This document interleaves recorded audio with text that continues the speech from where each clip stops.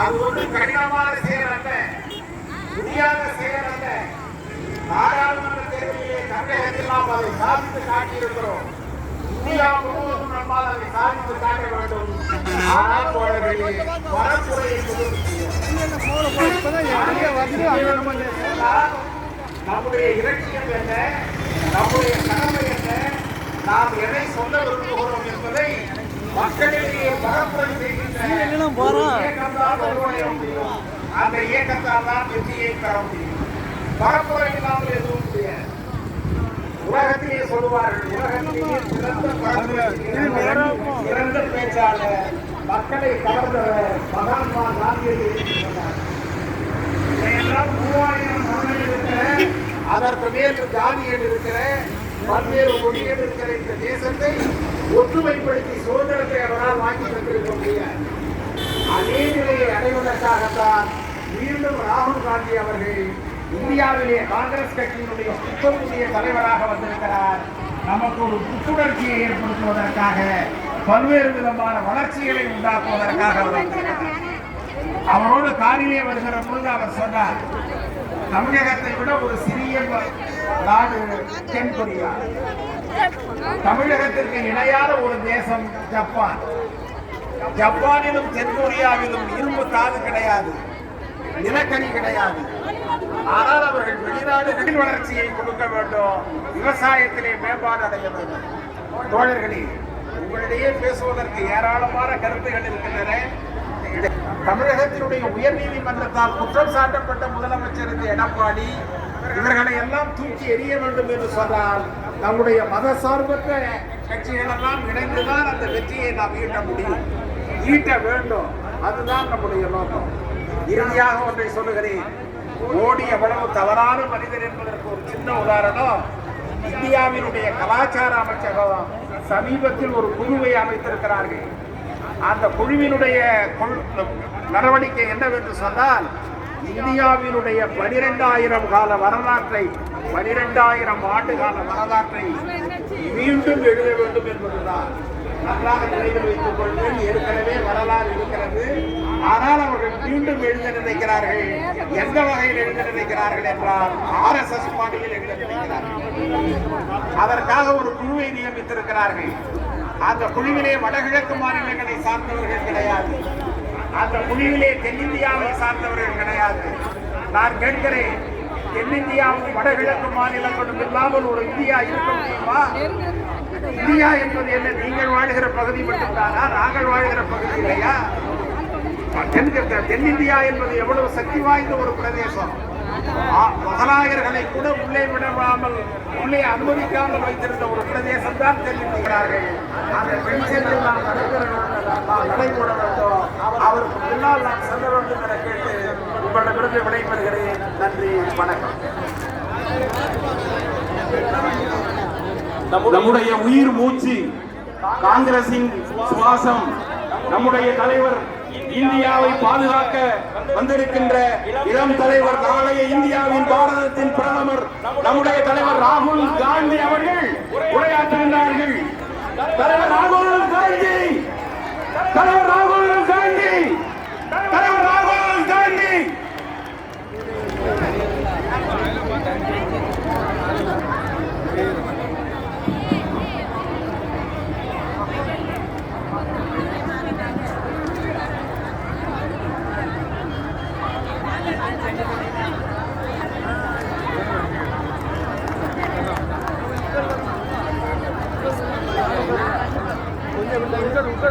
Dinesh Gundurao ji,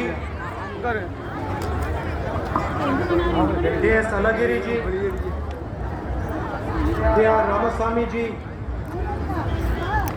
all the senior leaders on the dais, PCC President Ruby Manoharan ji,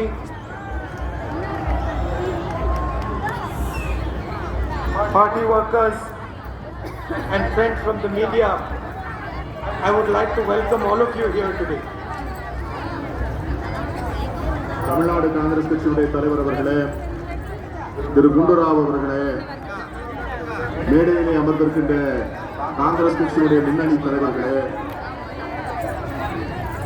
Thiru Ruby Manoharan அவர்களே, மாவட்ட காங்கிரஸ் கட்சியினுடைய தலைவர்களே, காங்கிரஸ் பேர் இயக்கத்தின் தொண்டர்களே, என் அருமைக்குரிய ஊடகத்துறையை சார்ந்த நண்பர்களே, இங்கே திரளாக திரண்டிருக்கின்ற என் அன்பிற்குரிய சகோதரர்களே, சகோதரிகளே, உங்கள் அனைவருக்கும் எனது வணக்கத்தினையும் வாழ்த்துக்களையும் தெரிவித்துக் கொள்கிறேன். Before I begin, I want to congratulate Ruby ji and his team for doing a tremendous job today. நான் பேச துவங்குவதற்கு முன்னால் இந்த அருமையான ஏற்பாட்டை செய்திருக்கிற திரு ரூபி மனோகரனுக்கும் அவரோடு சேர்ந்து பணியாற்றிய அன்பிற்குரிய நண்பர்களுக்கும் என்னுடைய பாராட்டுகளையும் நன்றியினையும் தெரிவிக்க விரும்புகிறேன். And the district president and the entire team, I want to congratulate them for a job well done.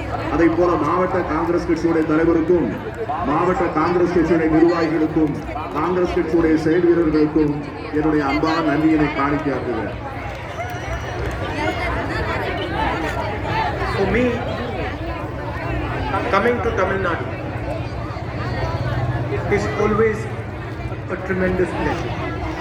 எனக்கு எப்பொழுதுமே தமிழகத்திற்கு வருவதென்றால் என் நெஞ்சம் நிறைய மகிழ்ச்சியும் ஆனந்தமும். It is difficult to explain. It's difficult to explain it. I don't know what it is, but when I travel through the streets of Tamil Nadu, I feel a connection with the people of Tamil Nadu. இதை எனக்கு எப்படி விளக்குவது என்று தெரியவில்லை. அது எந்த விதமான உணர்வு என்றும் எனக்கு புரியவில்லை. ஆனால் தமிழகத்திற்கு வரும்போதெல்லாம் என் நெஞ்சம் இந்த மண்ணோடு கலந்து விடுகின்ற ஒரு அருமையான உணர்வினை நான் பெறுகிறேன். I see sometimes I'm in the tour and I see some child smiling, or I see one of my sisters or my mother smiling, and automatically I feel happy inside. கூட்டங்களிலே நான் ஊர்ந்து வருகின்ற போது அங்கே இருக்கின்ற ஒரு குழந்தை என்னை பார்த்து கையை ஆட்டுகின்ற போது, ஒரு சகோதரி ஒரு தாய் என்னை பார்த்து சிரித்து வணக்கம் சொல்கின்ற போது நான் நெஞ்சமெல்லாம் நெகிழ்ந்து போகிறேன். If Tamil Nadu smiles, then it makes me smile.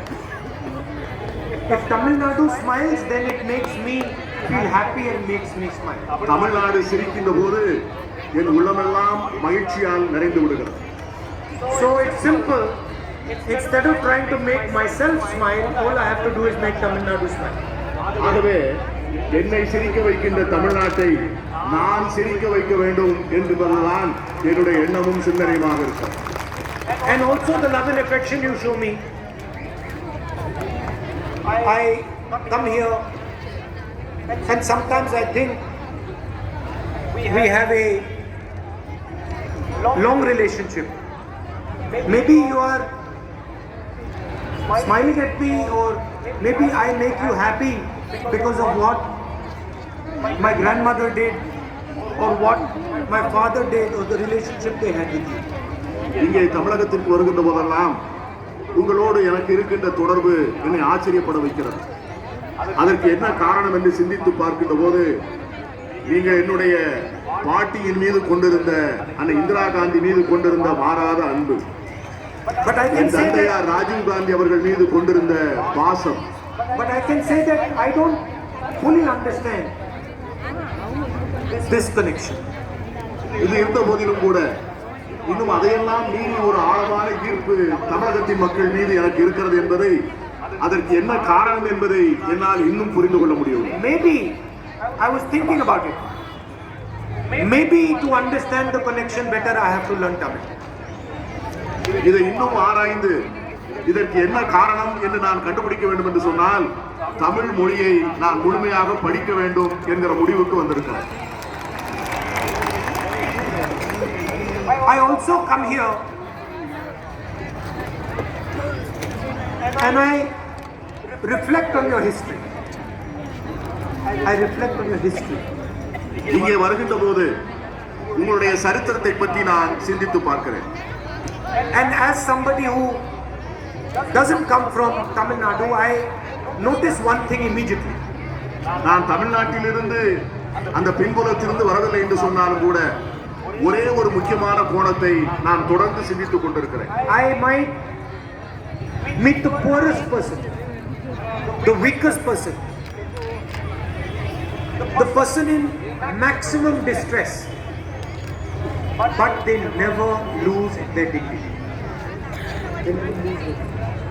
இங்கே இருக்கின்ற மிக ஏழையான, மிகவும் கஷ்டத்திலும் துன்பத்திலும் இருக்கின்ற, வறுமையிலே உழந்து கொண்டிருக்கின்ற ஒரு சாதாரண தமிழன் கூட தன்னுடைய கண்ணியத்தையும் மாண்பையும் விட்டுக் கொடுக்க தயாராக இல்லை. They never lose their self-respect. அவர்களுடைய சுயமரியாதையை அவர்கள் ஒரு நாளும் இழப்பதில்லை. Their situation might be terrible, but they maintain their self-respect and dignity. This is something that I admire. அவர்களுடைய நிலைமை படுமோசமாக இருக்கலாம், ஆனாலும் கூட எந்த சூழ்நிலையிலும் தங்கள் சுயமரியாதை இழக்காத தமிழர்களை பார்த்து நான் மதிக்கிறேன், அவர்களை பாராட்டுகிறேன், அவர்களை பார்த்து வியப்படுகிறேன். And I don't know why I think this, but I have a feeling that Tamil Nadu is going to show India the future direction. எனக்கு ஒன்று தெரிகிறது, இந்தியா எதிர்காலத்தில் எப்படி இருக்க வேண்டும் என்பதை தமிழ்நாடுதான் சுட்டிக்காட்டி வழிகாட்ட போகிறது என்பது எனக்கு தெரிகிறது. It's a feeling. It might, I don't know what it is based on, but I just feel that you can show the direction. இது என்னுடைய உணர்வு. இந்த உணர்வுக்கு என்ன காரணம் என்று தெரியவில்லை, ஆனால் ஒன்றை நான் நிச்சயமாக உணர்ந்து முழுமையாக நம்புகிறேன். தமிழகம் இந்தியாவிற்கு வழிகாட்ட முடியும், தமிழர்கள் வழிகாட்டுவார்கள் என்கிற உணர்வு எனக்கு இருக்கிறது. What is this feeling based on? What is this feeling based on? இந்த உணர்வு எந்த அடிப்படையிலே வந்தது? Number one, it is based on your spirit. Your spirit. இந்த உணர்வு உங்களுடைய உள்ளார்ந்த சக்தியிலிருந்து வெளிப்பட்டு வருகிறது. Number two, it is based on the thousands and thousands of small and middle-sized businesses in this country. இன்னொரு காரணம், தமிழ்நாட்டில் இருக்கின்ற ஆயிரக்கணக்கான சிறு குறு தொழில்கள் தருகின்ற அந்த சக்தி. And I am convinced that if we are to take on the challenge of Chinese manufacturing, the answer has to be small and medium businesses. சைனாவினுடைய மிகப்பெரிய மிரட்டலையும் இந்திய நாட்டினுடைய ஏறிவிட்டிருக்கிற பொருளாதார படையெடுப்பையும் நாம் எதிர்கொள்ள வேண்டும் என்று சொன்னால் அது சிறு குறு தொழில்களால் மட்டும்தான் முடியும். Today when we look at a mobile phone, when we look behind the mobile phone, we find made in China. உங்கள் கையில் இருக்கிற தொலைபேசியை நீங்கள் எடுத்து பார்த்தீர்கள் என்று சொன்னால் அது சீனாவில் தயாரிக்கப்பட்டது என்ற வார்த்தை தான். Behind the shirt, made in China. நீங்கள் போட்டிருக்கிற சட்டை அதை எடுத்து பார்த்தால் அதுவும் சீனாவில் இருந்து தயாரிக்கப்பட்டதுதான். Underneath the shoe, made in China. நீங்கள் காலில் போட்டிருக்கின்ற உங்கள் காலணிகள் ஷூஸ் அதுவும் சைனாவில் தயாரிக்கப்பட்டது என்றுதான் எழுதப்பட்டிருக்கும். Wherever you look, any single product, it is made in China. எங்கே பார்த்தாலும் நீங்கள் சந்தைகளிலே பார்க்கிற எந்த பொருளை பார்த்தாலும் அந்த பொருள் சீனாவில் தயாரிக்கப்பட்டது என்றுதான் இருக்கும். We have millions of dynamic youngsters. Millions of dynamic youngsters. நம்மிடம் லட்சக்கணக்கான இளைஞர்கள், ஆர்வமுள்ள திறமையுள்ள இளைஞர்கள் இருக்கிறார்கள். With unbelievable energy. அவர்களிடம் நம்ப முடியாத சக்தி இருக்கிறது. With dreams. கனவுகளோடு காத்திருக்கிறார்கள். And then we have unemployment. இவ்வளவு இருந்த போதிலும் நம்மிடம் வேலையில்லா திண்டாட்டம் இருக்கிறது. You can go to any state in India. You will find massive number of unemployed youngsters. இந்தியாவினுடைய எந்த மாநிலத்திற்கு போனாலும் நீங்கள் லட்சக்கணக்கான படித்து விட்டு வேலை இல்லாமல் இருக்கிற இளைஞர்களை சாதாரணமாக பார்க்க முடியும். Jobs is the central challenge for our country.